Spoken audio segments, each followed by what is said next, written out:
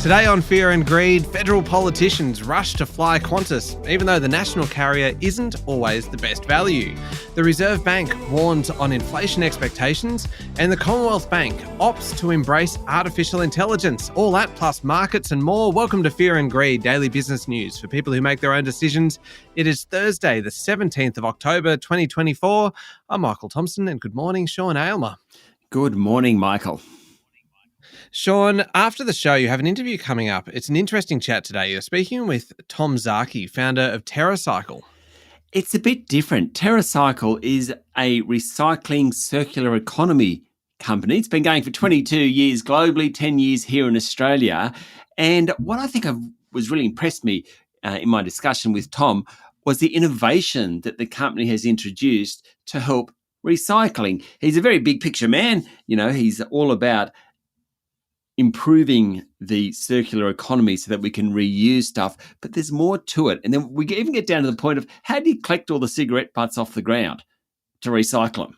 And so it's just a fantastic chat about that whole world. Yeah, and I think it's interesting because recycling had a bit of a setback, it feels, in Australia when RedCycle collapsed a couple of years ago, which everyone was recycling through the supermarkets and things.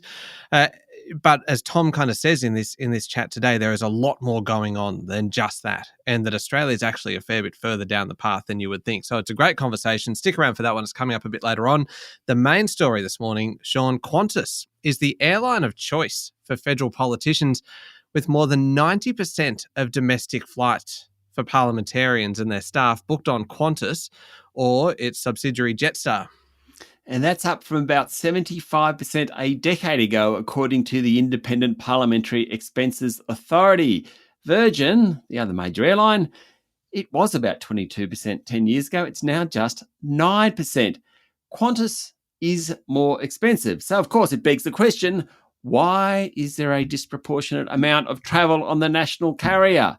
Don't really know the answer to that, Michael. According to the Independent Parliamentary Expenses Authority guidelines, parliamentarians must ensure that flights booked provide value for money. Now, of course, that's probably in the eye of the beholder, but certainly there's a suggestion that that's not being done, and there's a moral imperative to find value. It depends on routes and times, but in highly trafficked flights, Qantas is still the chosen carrier. So you look at Sydney, Melbourne, Brisbane flights, Qantas was paid more than 4 times as much as Virgin was paid. Does make you wonder, doesn't it? Last year, Pollies spent $28.6 million on domestic flights. Pre-pandemic, which is probably the best comparison, it was about 24.2. I said billion, Michael, I meant million. Last year, Pollies spent $28.6 million on domestic flights. Pre-pandemic, it was $24.2 million. $28.6 billion might have sparked a bit of an outcry from the public. I was about to jump in and defend Qantas when you were going through some of those stats and thinking about the fact that Qantas Link, I imagine, would be included within the Qantas spending. And of course, their regional network is a lot more kind of significant than what Virgin flies. And especially when you have a lot of regional politicians and people traveling right around the country, it would make sense. But when you are just comparing the Golden Triangle and you've got Sydney, Melbourne and Brisbane, that is very much just a like-for-like comparison, and Qantas is well above what Virgin has paid on those routes. Absolutely. And if you look at Regional Express in the data, that doesn't get much of a run either. It's still definitely a bias towards Qantas. Okay. All right. Now, it's interesting, isn't it, kind of where the government spends its money for business as usual products. Do you know kind of more? I mean, I know that you love diving into these things. I do. If you can get your hands on a parliamentary report, you're like, I'm all over this one. What Absolutely. more do you know about kind of travel arrangements? Well, I know a little bit more. So the Department of Finance oversees travel arrangements. It involves about 20 suppliers, and as you could imagine, the government is a great client because it pays its invoices and it pays them on time.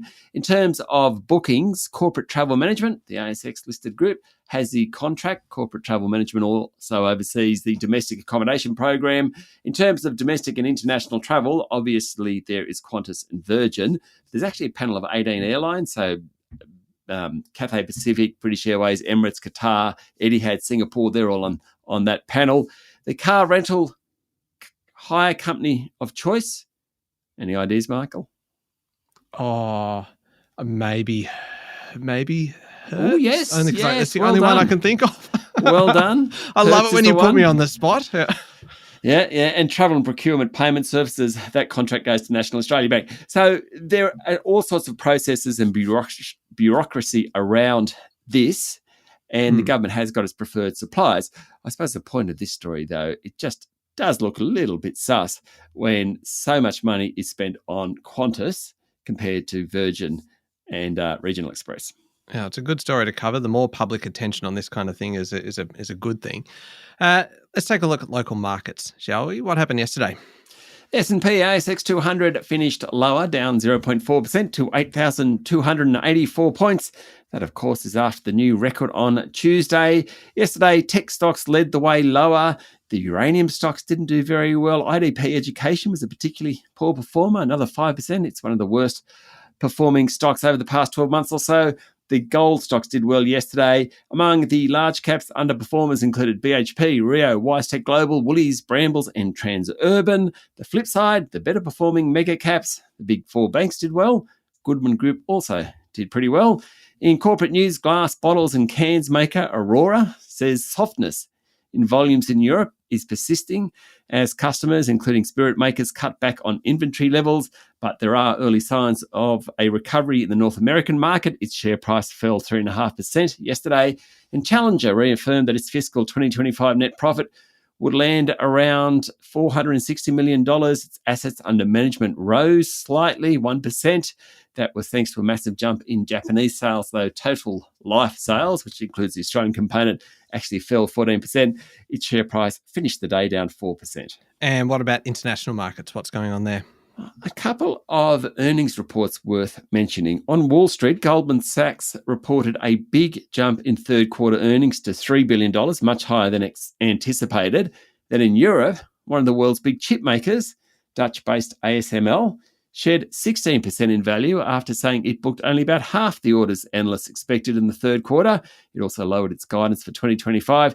That didn't help the other big global chip makers, including Nvidia, which ended down 4.5%. Otherwise, oil prices continue to slide and the fallout has hit other commodities. Lithium and iron ore prices fell yesterday, taking stocks with them. Copper fell to its lowest level since late September, while nickel and zinc both dropped. Gold's the outperformer. It's hovering around record high levels. Basically, risk assets are being sold down. That's helping the gold and the US dollar. The Aussie dollar is suffering. It's buying just under 67 US cents. A couple of weeks ago, we were talking about it hitting 70 US cents. Well, that seems long ago now, under 67 US cents. All right. Plenty to get through today, Sean. We'll be back in a moment with the rest of the day's business news.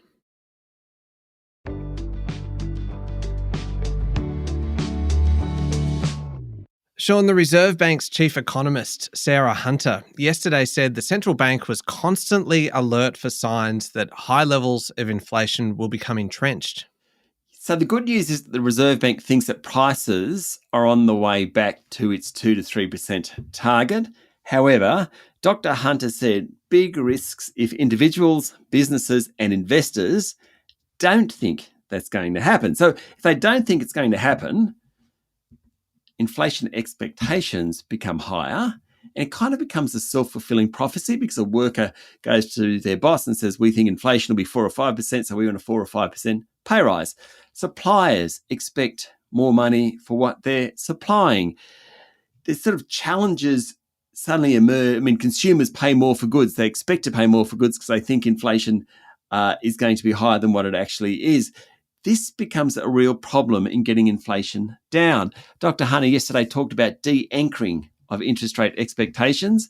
That triggers volatility. It really makes it difficult for prices to come down. Now, having said all that, at the moment, inflation expectations remain fairly contained. So that is the good news.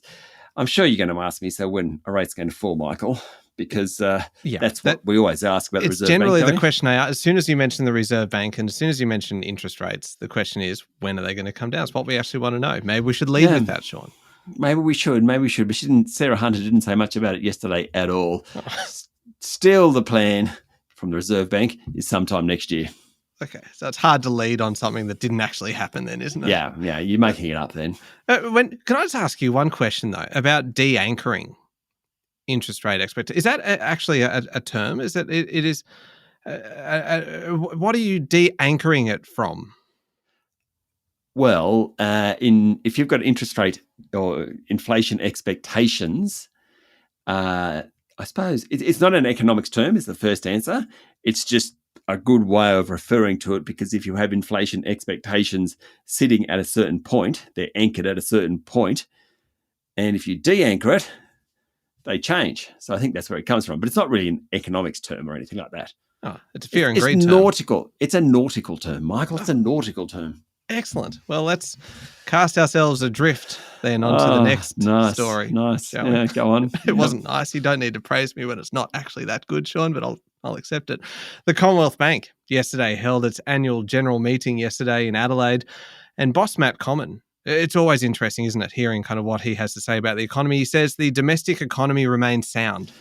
Yeah, so he was pretty upbeat, though he warned that inflation is definitely staying higher for longer than expected, and households are finding it tough.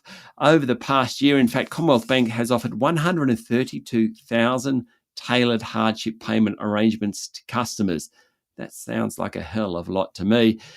He also confirmed that regional branches will stay open. Now, what I think is most interesting to emerge from it was comments from the chair, Paul O'Malley, about Commonwealth Bank embracing artificial intelligence technology, though he did actually say he wants all these AI providers to use clean technology. Mr. O'Malley said AI is a valuable tool that will improve customer service and combat financial crime. He said the bank will embrace more advanced technology, and its focus on that over the next 5 to 10 years is vital. Not too many major organisations have come out quite as vocally and said, yeah, we are totally embracing AI because it can actually make our business better. And I think that's a key takeaway from yesterday. The chair spoke about the need to support communities exposed to the transition to cleaner energy, saying about 30,000 customers were in industries really dependent on carbon transitioning. So we're actually talking about the people who work in fossil fuel industries, and when the economy shifts to green energy, what happens to those people? We need to look after them. Mr. O'Malley also said the bank had blocked or slowed down transactions to crypto platforms on the back of concerns about the levels of scams and fraud tied to crypto products. While we're on the topic of banks, Sean, one bank that hasn't had such a great time of it lately is Bank of Queensland. While the big four have kind of been going on their merry way, the regional lender has struggled to compete in mortgages. It's had to cut staff, and it's abandoned the group's franchise model. But there was some good news yesterday. There was. I mean, cash profit dropped 24% and the dividend was lower. But those numbers were better than expected. What investors really liked, net interest margins, basically the difference between what a bank pays out on deposits and receives on loans, were higher for the half year to the end of August. That helped Bank of Queensland's share price jump 7%. Chief Executive Patrick Allaway was pretty optimistic on the outlook and the strategy. Now, that strategy is about dismantling the franchise model, cutting $250 million in costs, cutting about 400 at jobs. He said they would go ahead with that strategy. One of the hardest things for small lenders is to compete in the highly profitable mortgage market against the big four lenders. Mr. Allaway said that they were competing in that market, but they weren't actually being silly about it. Now, Rio Tinto is reviewing its strategy for its flagship Australian iron ore division after it shipped higher than normal volumes of low-grade material in the September quarter. Rio shipped a weaker than expected 84.5 million tonnes of ore from Western Australia in the 3 months to September 30, and 19% of those volumes were its lower grade, lower margin product known as SP10. The challenge for Rio is that it underinvested in new mines between about 2013 to 2017, and that's coming home to roost, with the lower grade ore likely to be a higher proportion of sales, at least in the next couple of years. Now, next year, Rio's business will include high-grade iron ore from Guinea's Simandou Mountains, as well as product from Western Australia and Canada. But just at the moment, analysts are worried about the short-term implications of low-grade ore and what that means for the price that Rio receives. Its share price yesterday closed down 1.5%. Woodside has outlined record quarterly production for the last 3 months, triggering a 0.6% jump in the oil and gas giant's share price. Which was a pretty good result yesterday and a pretty good result from Woodside, because there hasn't been much good news for the oil and gas giant, has there? No, not a huge amount. We did a story a couple of days ago. It is the worst performing large cap on the ASX 200 over the past year, and one of the 10 worst performing of all stocks on the ASX 200. What's happened? They've got this new project in Senegal called Sangomar. It's a new startup oil project. It's already delivering 100,000 barrels of oil a day. Now, it's been criticised by environmentalists. It cost about $7.5 billion, but it kicked off in June, already 100,000 barrels a day. That's why Rio was able to ramp up its production to a record quarterly number of 53.1 million barrels of oil equivalent. Of course, helping is its output from Pluto and the Northwest Shelf LNG ventures in Western Australia. Woodside also said that it's going to delist from the London Stock Exchange next month. That's due to low trading volumes. It will save it'll save in administration costs as well. But really, the story yesterday was about that rapid startup in Senegal, and how well it's doing. Oh, so with the dual listing, most of the trading was happening here. Yeah, definitely. Okay, makes sense. The love child, Sean, odd transition, isn't it? Yeah. But the love child of late packaging magnate Richard Pratt can challenge the billionaire family for her slice of the fortune after an attempt. This is a big development yesterday. After an attempt by her half siblings to have the case thrown out of court failed. We don't often have love children on Fear and Greed, Michael. No, we don't. No, it's a fairly rare occurrence. 27-year-old Paula Hitchcock is the child of Mr. Pratt, who died in 2009, and his longtime mistress, Shari Lee Hitchcock. Paula Hitchcock alleges she's as much a Pratt as her siblings, Anthony Pratt, Heloise. I don't know Heloise's name. Heloise. Michael, how do I pronounce that? Oh, I'd say, look, whenever I don't know something, Sean, I just say it really quickly. Righto. Heloise. Sounds Anthony good. Pratt, Heloise Pratt, and Fiona Jeminder, according to a report in the Fin Review. Ms. Hitchcock, that's Paula Hitchcock, alleges she is, for the purposes of the family trust, a child of both Mr. Pratt and his wife, Jean. Ms. Hitchcock has been pursuing her half-siblings in the Supreme Court of New South Wales since 2022, alleging the trust was wrongly amended a few years ago to exclude her, and those changes, Michael, should be thrown out. The siblings argue Ms. Hitchcock cannot be considered a child of their mother because she has her own mother. Anyway, yesterday she found that the siblings failed to get the case thrown out of court. The Pratt fortune is worth about $27 billion, most of which is made up of the Visy packaging and recycling empire. No wonder there is so much attention on this case then. It's just got everything, doesn't it? Now, turning to international news now, the world's total public debt is set to exceed $100 trillion about 150 trillion Australian this year for the first time, according to the International Monetary Fund. That's huge. Huge. And it may grow more quickly than forecast as political sentiment favours higher spending and slow economic growth amplifies borrowing needs and costs, according to a report on Reuters. The IMF's latest Fiscal Monitor report shows public debt, which is basically government debt, will reach 93% of global gross domestic product by the end of 2024 and approach 100% by 2030. That would exceed its 99% peak during COVID-19. Part of the reason why the IMF expects future debt levels to be higher is the big preponderance among US politicians to spend more money.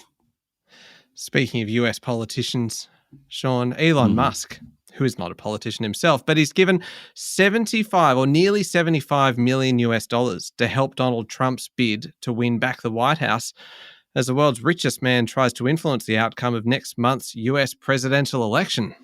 Mr. Musk made several multi-million-dollar donations during the third quarter to America PAC, his political action committee, according to a federal filing, giving the group a huge budget to support Trump's re-election bid. The group already spent more than $96 million boosting Trump, according to the independent non-profit Open Secrets, and about $10 million more helping Republicans in congressional races, according to a report in the FT.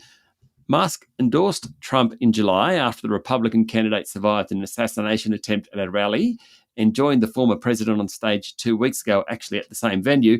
Mr. Musk, who supported Democrats in previous elections, has described the 2024 vote as his final hope for US democracy and claimed that illegal immigrants would take over the country if Kamala Harris won. Up next is the Fear and Greed Daily Interview. Your guest today, Sean Tom Zaki, founder of TerraCycle.